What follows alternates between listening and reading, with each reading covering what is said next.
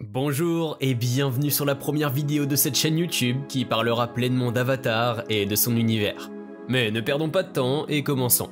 Avatar est un film qui ne cessera pas de nous faire voyager, que ce soit dans son histoire, ses personnages ou encore sa nature.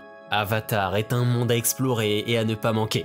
Tout d'abord, commençons par ce qui abrite tout cet univers. La planète Pandora, lieu de vie de plusieurs tribus ainsi que d'une immense nature, se situe dans la constellation du Centaure. Il s'agit d'une exolune tellurique qui abrite des formes de vie extraterrestres, mais dont l'atmosphère est mortelle pour l'homme. C'est pour cela que les humains portent un masque dans les films. Cette lune est semblable à la Terre vue de l'espace, mais elle est recouverte d'une grande jungle hostile pour les humains. Une des curiosités de la planète est la chaîne de montagnes des Alléluia, une région où d'immenses blocs de roches lévitent dans le ciel grâce au pouvoir magnétique de l'unobtainium, le fameux minéral recherché par les humains, dont le thème du premier film Avatar. Et pour ceux qui se demandent si ces blocs de roches ont toujours lévité en hauteur, la réponse est non. Ces blocs ont été arrachés de la planète à la suite de tremblements de terre à un moment de l'histoire. À présent, passons à la faune de Pandora. Elle est très féroce et peut être très dangereuse pour un être humain. La plupart des animaux possèdent 6 membres au lieu de 4 et ont des os renforcés de fibres de carbone. Ils peuvent être rencontrés dans tous les types de milieux, que ce soit marins, terrestres ou aériens. Vous les trouverez partout. Le plus féroce et le plus redouté est le grand Léonoptérix, un prédateur volant dont l'envergure des ailes peut mesurer jusqu'à 30 mètres. Extrêmement agressif, il s'en est déjà pris à des appareils humains qui croisaient son chemin. On peut d'ailleurs l'apercevoir à plusieurs moments du film. En avis, son nom est Toruk, ce qui peut être traduit par dernière ombre en français, car il s'agit de la dernière chose qui est vue avant de mourir. Un Navi qui parvient à se lier avec un grand Léonoptérix et à le dompter porte le titre de Toruk Makto. Au sol, c'est le Thanator qui est le plus redouté. Il se situerait au sommet de la chaîne alimentaire. Il ressemble à une panthère mais est bien plus imposant. 5,5 mètres de long et 2,5 mètres de haut. Avec cela, il y a de quoi avoir peur. De plus, il possède au niveau de la tête une carapace qui peut le protéger des armes à feu. Certaines espèces ont été domptées par les Navis. Les Banshees, qui ressemblent à de grands reptiles volants, sont ainsi utilisés pour les déplacements aériens, et les Equidius, qui ressemblent à des chevaux, sont utilisés pour les déplacements terrestres. Maintenant, voyons ce qu'il en est pour ce qui est de la flore de Pandora. Bien que très diversifiée, elle ressemble beaucoup à celle de la Terre. Cela viendrait du fait que les plantes de Pandora ont subi les mêmes pressions environnementales que celles de la Terre. Ces facteurs sont cependant différents. La gravité sur Pandora est plus faible, ce qui fait que la plupart des végétaux sont beaucoup plus grands que sur Terre. Les arbres sont les végétaux les plus impressionnants par leur taille. Certains, comme l'arbre maison où vivent les Omaticaya, mesurent près de 150 mètres de haut. Ils sont également tous reliés entre eux, formant un réseau neuronal semblable à un cerveau humain. Les Navis peuvent se connecter à ce réseau en se liant à certains arbres comme l'arbre des âmes. Ils ont ainsi accès au savoir de leurs ancêtres et peuvent même communiquer avec eux. De plus, certaines plantes ont la capacité d'interagir avec leur environnement.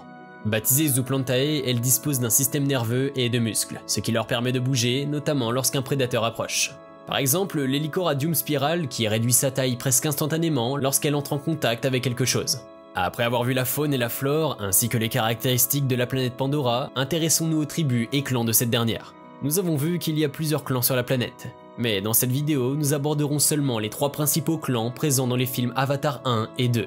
Pour commencer, les Navis sont des êtres humanoïdes bipèdes originaires de Pandora. Physiquement, ils ressemblent beaucoup aux humains. Les principales différences sont qu'ils ont la peau bleue, 4 doigts et 4 orteils. Ils sont également plus grands et vivent plus longtemps qu'un humain.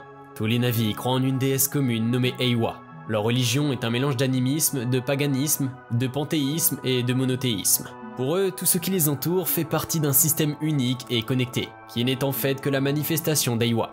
Ils ont la possibilité de communiquer avec elle dans des lieux sacrés tels que l'arbre des âmes du clan des Omaticaya. Ces lieux leur donnent également accès à leur histoire. N'ayant pas d'écriture, celle-ci n'est transmise qu'oralement, mais il semblerait que les mythes Navis soient très proches de la réalité historique. L'histoire de leur peuple remonterait au moins à 18 000 ans avant les événements du premier film, qui se déroule en 2154, mais nous parlerons de cela dans une prochaine vidéo. Les Navis sont divisés en différents clans qui ont chacun leur propre culture, mais ils partagent tous la même langue, la même religion et la même politique. Les Omaticaya sont spécialisés dans le textile, ils vivent dans la jungle, dans l'arbre maison, et sont très spirituels. On peut les reconnaître à leur couleur bleue comme on les connaît dans les films. Les Olandji vivent dans les plaines, ils sont réputés pour être d'excellents cavaliers et sont aussi de couleur bleue. Puis les Metkayina sont un clan océanique Navi situé sur les récifs de Pandore. Tout comme les autres clans tels que les Omaticaya et les Olandji qui montent des chevaux géants pour parcourir les masses continentales de Pandore, les Metkayina utilisent des Illus comme compagnons de choix pour glisser à travers les océans de Pandore. On les reconnaît à leur couleur vert bleu marine.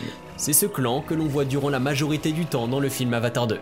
Et pour résumer tout cela, les tribus Na'vi ont fini par s'étendre sur l'ensemble de la surface de Pandore. Elles peuvent être rencontrées dans n'importe quel type de biome. Forêt tropicale, désert, forêt tempérée, région polaire, etc. Ce qui fait d'eux le peuple de la planète Pandora. Je ne vais pas plus parler des différents clans car je ferai cela dans de prochaines vidéos spéciales dédiées à ce sujet. Voilà donc un résumé de la planète Pandora. Alors oui, je n'ai pas tout dit, car je garde quelques petites informations pour de prochaines vidéos, comme les lieux remarquables de Pandora tels que l'arbre des âmes ou encore l'arbre maison. Alors si vous ne voulez pas rater ces prochaines vidéos, je vous invite à vous abonner en activant la cloche des notifications, et si la vidéo vous a plu, n'hésitez surtout pas à la liker et à partager la vidéo à vos proches ainsi qu'à laisser votre avis en commentaire. Merci à tous ceux qui le feront, et sur ce, au revoir.